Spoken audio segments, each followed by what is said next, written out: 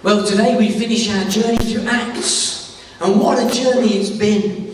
9 weeks of bursting borders and demolishing divides, smashing down walls as the baton of the gospel has been given to the apostles by Jesus, and from them to the disciples and to Paul as they've reached out to Jerusalem, and from Jerusalem to Judea and Samaria, and to fulfill Jesus' prediction in Acts 1:8, they've taken it now to the ends of the world, or at least the world as they knew it.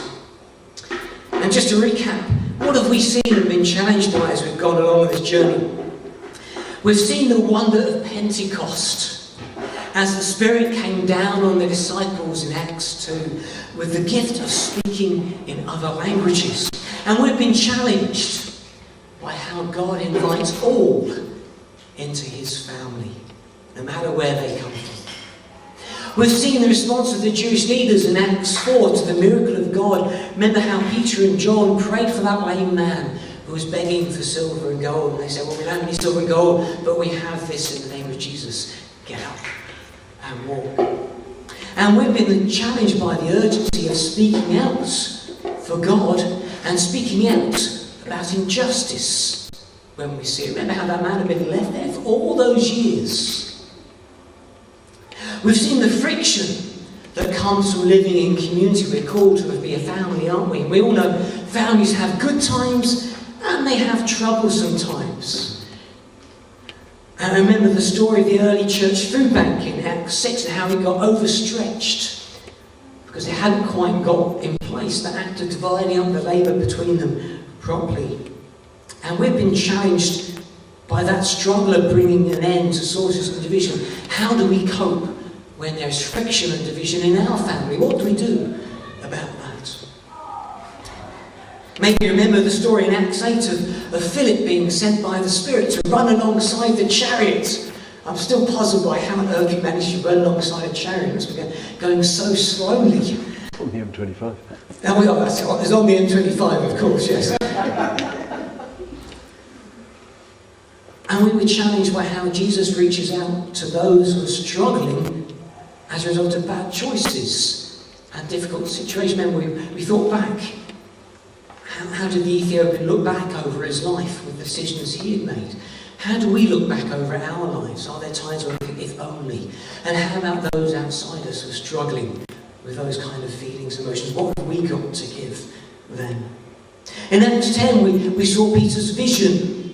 Remember that sheep descending from the sky with the unclean animals on, and God said to Peter, go and eat. And Peter, how can I eat, Lord? You told us not to eat these. And we've been challenged by the risk in mission of misunderstanding, of being misunderstood by others who share our faith. Remember, God challenges our theology as we go out to mission. And those who are not with us might not understand what we're doing.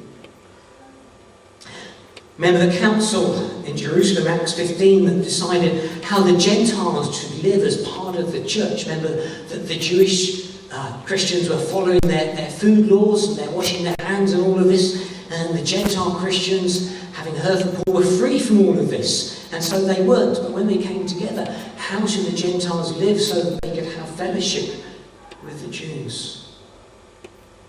And we were challenged by how mission and experience shape what we know about God. We saw Paul reaching out to Athens in Acts 7 to remember their altar to an unknown God, and how Paul sought to talk in their language, not churchy language, but in their language to communicate the good news of Jesus. We were challenged, how do we do that when we speak to those around us? What language do we use? What illustrations do we use? How do we relate to those around us? And then last week we had Paul deciding to head to Jerusalem in Acts 21 despite all those warnings of what awaited him there. And we were challenged about how the journey of faith and mission can involve suffering as well as triumph, and encouraged to keep on going when the times, as they will do, get tough, because Jesus also not just experienced the resurrection, but the cross as well, both are there in our lives. I also want to thank you this morning, before we end this chapter, because it's also been a journey for me. You've seen my camera there every week. You know that I'm doing this as part of my research for college. And so I've been on a journey. I want to thank you for letting me hold the pulpit for the last couple of months. You've been very generous. You've been very obliging putting up with me. I hope you've not been too bored.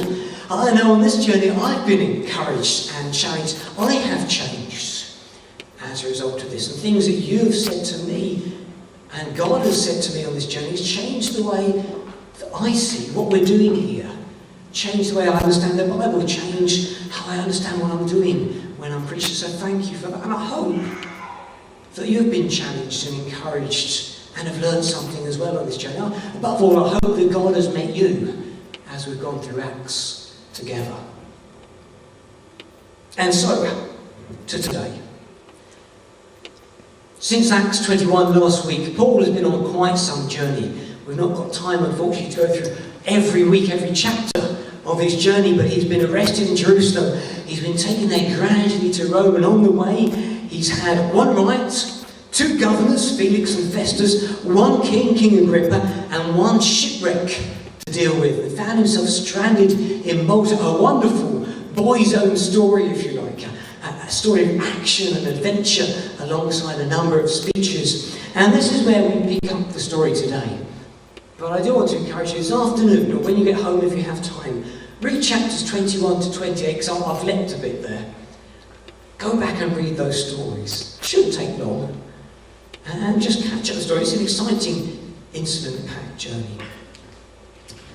But talking of journeys, it's time to address the elephant in the room.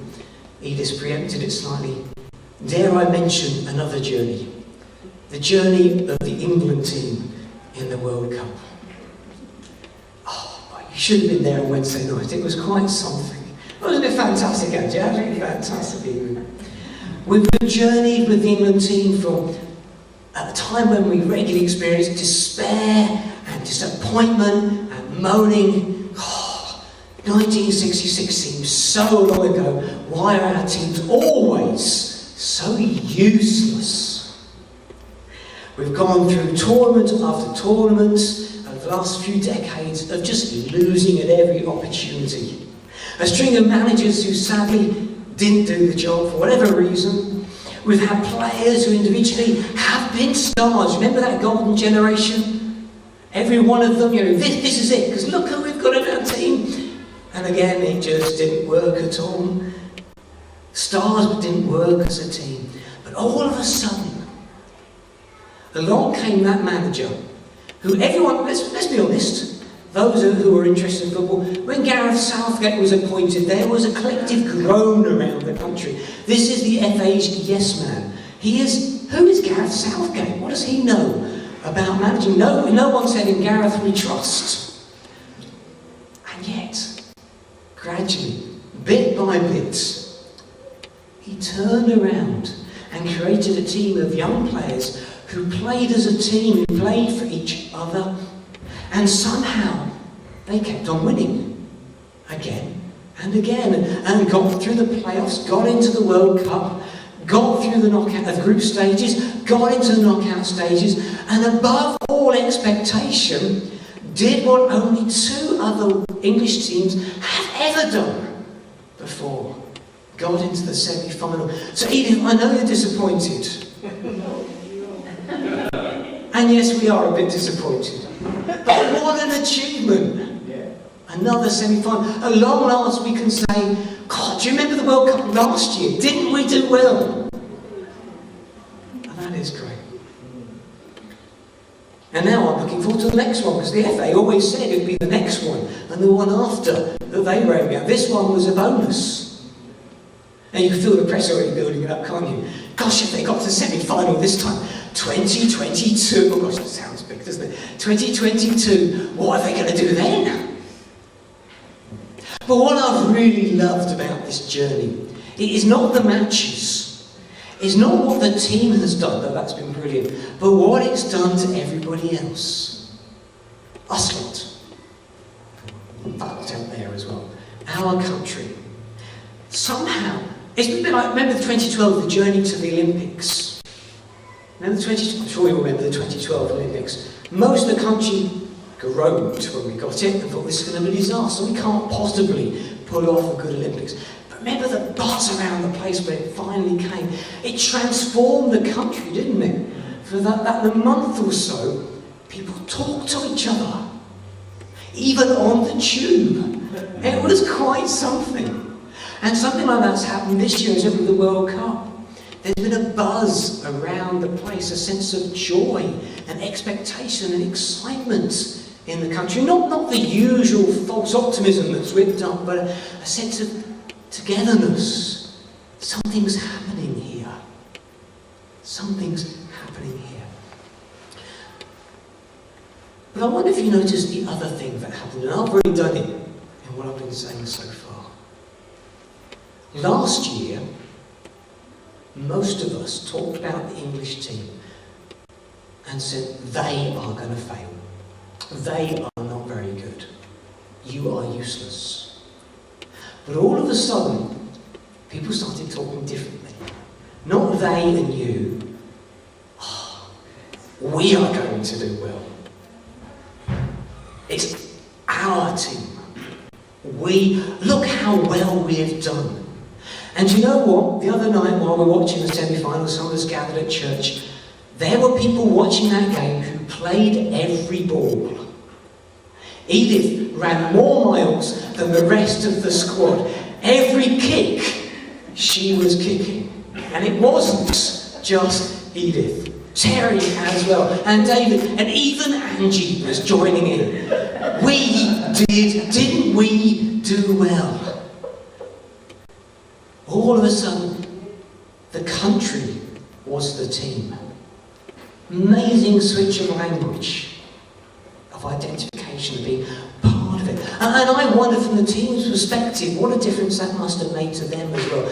Because surely it's more encouraging to have a country who's saying, are we doing well? And look at us, who are proud to be part of it, than to have a bunch of critics standing on the outside and pointing the finger and saying, come on you guys, buck your ideas up. What a different dynamic it is. But we'll come back to that. Enough of the football for now. Paul's journey has gone, actually it's a bit like the World Cup. He's gone through all the early playoff stages in various countries. He's got to the group stages, and now he's working his way to the final. And he's arrived there in today's reading. His final was not the journey to where is the final today? Is it Moscow? Moscow. His journey was not to Moscow for the final, but to Rome. That was Paul's World Cup final. His long-held dream was to get to the capital. And not just the capital of Italy, but the capital of the Roman Empire, which, let's face it, is the capital of the world.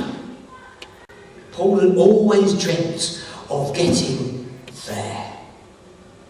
And yes, he may not have planned it this way. He's under arrest.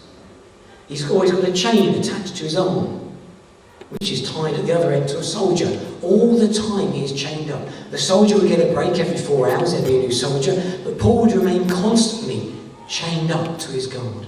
He had some freedom, though. He was under home arrest. He's got his own home, a rented home which he can stay in, and he's free to live how he wants to there, within reason, and to have guests. Whoever he pleases, he can invite people in. And indeed, Paul took the most of that opportunity, with many coming and going. We hear a few in this passage. And then often as they go clutching his letters in their hands to take out to the churches around the world. And if you don't believe me, turn to your New Testament and take a closer look at some of Paul's letters in there, and you will realise that a number of those letters are written within the time of this chapter, within those 2 years. So a bit like Wimbledon. Who's watching Wimbledon? Again, I feel inevitably drawn towards Edith and Jenny and others. In Wimbledon, what do we eat at Wimbledon time? Strawberries. Strawberries, don't we? Strawberries and cream. We had strawberries at the evening service last week. There's a good reason to come. amongst meeting God, of course. But strawberry plants, what do strawberry plants do? They grow runners, don't they, under the ground. Sent out to create another strawberry plant, then go out. And Paul's letters were a bit like that. Even when he's stuck in his house, he's sharing the gospel, giving out letters, and they are going out like runners all over the place and starting new things for God all over. And of course, we have those letters still in the New Testament today. They're still doing things.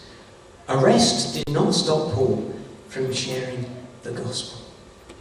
And of course there was the possibility not just of his sending the word out in letters or through messengers or just talking to those who came to his house.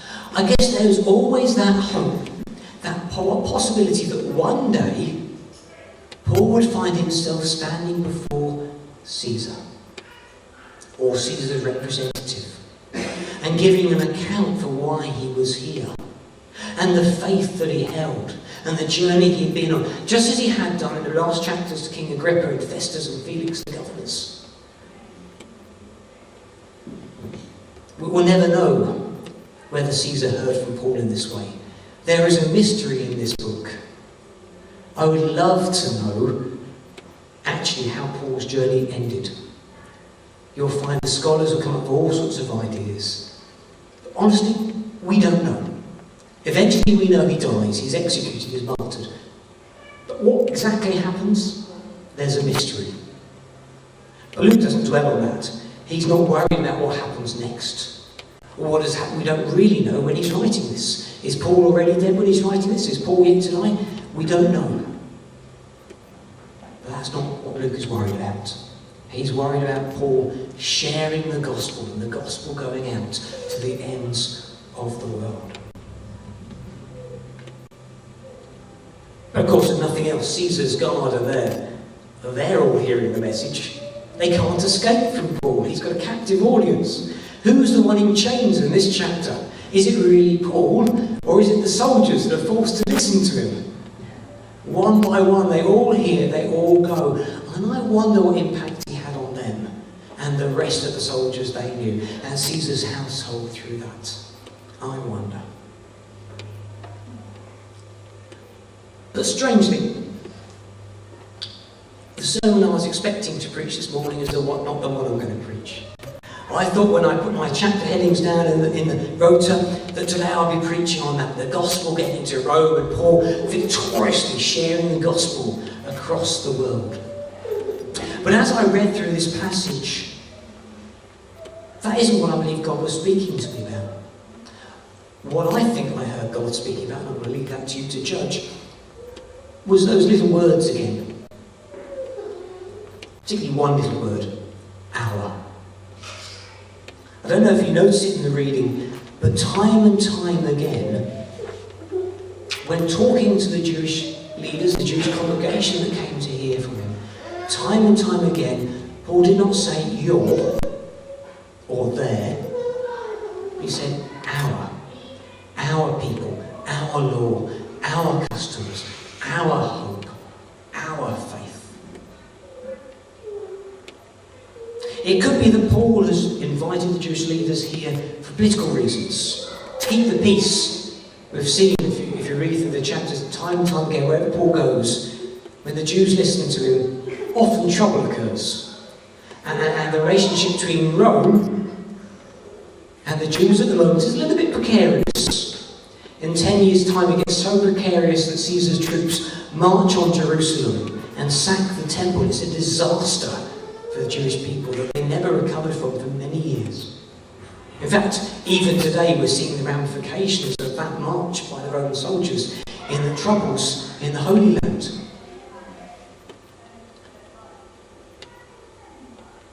But actually, I don't think it's politics that God wants us to think about here. It's that sense of Paul identifying with the people he was speaking to. Of Paul speaking to the people that came to listen, not you, not they, but our and we.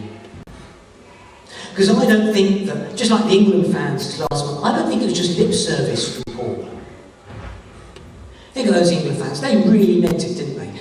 Kicking the ball, joining the team, our team. This is our team and we're proud of them no matter what. We belong to that team belongs to us, to the extent that some of them, I think you've probably seen this, haven't you, on the internet, on the news, some of them got their World Cup success tattoos done. 2 matches too early. So much did they identify with the England team. And here Paul is saying, I identify with you.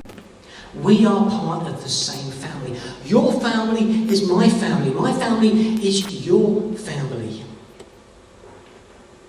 Yes, I might follow Jesus, but that's not something different. I still relate to you. And even if you look at that passage in Isaiah which he quotes, that seems full of condemnation, it kind of says, you people, you never listen to God. You never see God. Your hearts are hard. You're doomed. Don't worry, I'm not going to go into Dad's army. You're doomed. If you read the rest of that chapter in Isaiah, there is that sense of hope that one day God will bring the Jewish people back home again. He'll reconcile them. And that is Paul's hope. That's what he talks about. I'm in chains for the hope of Israel. My hope is that one day the rest of my people will come and hear and respond to what God is saying today through Jesus. And we see something similar when he's at work in the Gentiles. He talks about in one of his letters being all things to all people. I will identify with everyone. I will become part of their family, their community. I will use their language. I will say our and we and mean it so that they can understand and receive the gospel.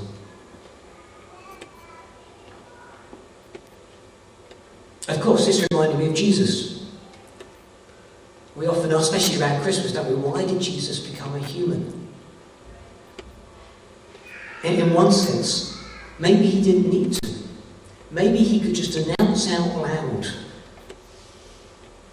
and say, this is the message from God, come back to me. But he did something different, didn't he? He didn't just announce it from the outside. You should believe. You should come back to God. You people down there. Instead, he came and identified. Not putting a tattoo on himself, but literally becoming one of us. Like we did as we cheered on England for the World Cup. Becoming one of us, living among us, moving into the neighbourhood. Rather than it being interference from outside, it was love from within. And that's so different, isn't it? So different. I was watching something on BBC BBC News 24 the other day, a travel programme looking at Australia. And it was about the attitude that people have, and I can't remember what the native people call it now, which is terrible, Ayers Rock. And the way as colonials we came and ruined their relationship with Ayers Rock because we took it, we trampled all over it, we came from outside and we interfered rather than coming and listening and becoming part of their community and treating them with respect. And that's what Jesus does, isn't it? He becomes part of us. He respects us. He enters our lives and it becomes we and our, not you and their. And that's radically different, isn't it? Radically different. And Paul's attitude here is just reflection of his kings. Because mission needs to be a love both of God and a love of people. You've got to have both. And we know this, don't we, from Jesus and Deuteronomy. Love the Lord your God of the heart, mind and soul, and love your neighbour as yourself. If you love God but don't love people, you will end up like the monks in our history, isolated, in worship but not interacting with the world at all. You won't be motivated to serve the people around you, especially when the going gets tough, because you're not one of them. If you love people but not God, you won't end up isolated. Instead, you'll be assimilated, you'll be absorbed into the world around us, absorbed into that community, and yes, you'll care about them, use their language, but somewhere along the line, that message of God's love and good news and distinctiveness will get lost on the way. But if you love God and love people, then your love will be seen and your message heard, come what may. Love God, love people. I think some of us stayed for the big lunch the other week, the big lunch we put on here, a sort of community event.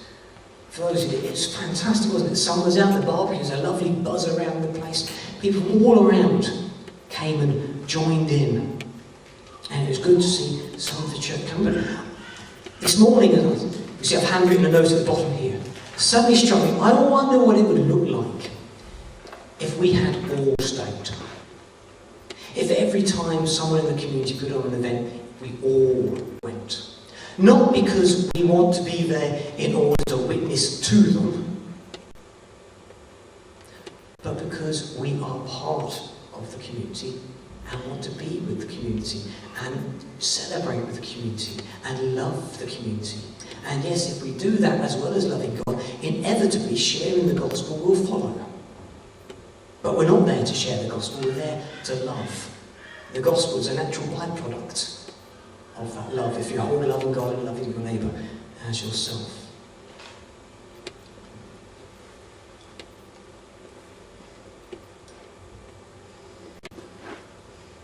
I guess thinking back over my experiences, very quickly just to finish, some of my colleagues in the ministry talk about living lightly.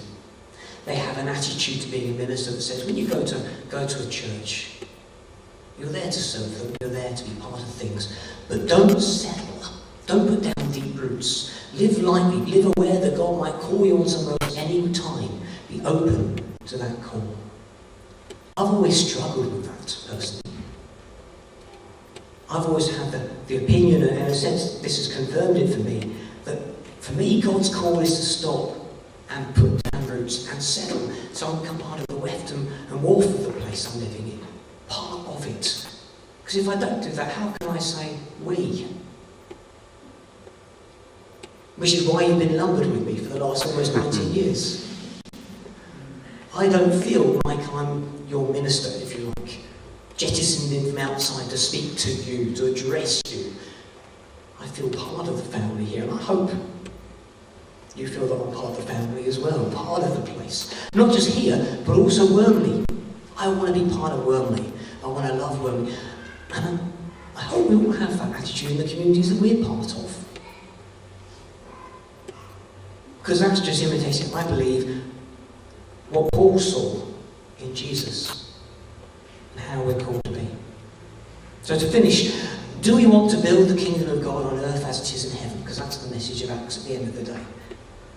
Then as well, if that's the case, as well as loving God with all we've got, I want to encourage, as I almost said you there, encourage us to grow deep roots in the places we are. To share our community's joys and sorrows so that the word our is instinctively and naturally on our tongues as we worship God and live amongst the people that God has put us within. Shall we pray?